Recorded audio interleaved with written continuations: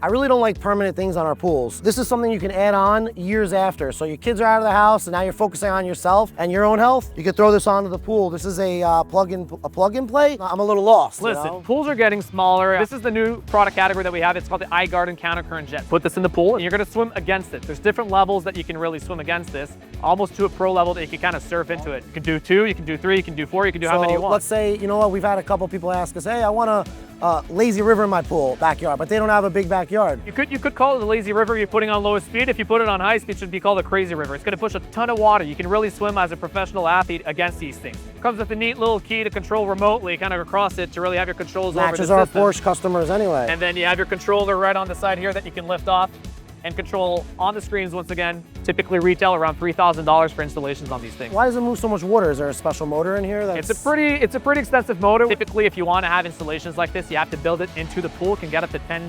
$20,000 installations. You could unscrew this from your backyard, put it on the side, put it on the deck if you're even on the lake house or in a pool or anything like that. And then you can put that and swim against it in any type of bodies of water. Hey, we're not scared to be different. We're not trying to try some things out and just offer better alternatives for customers.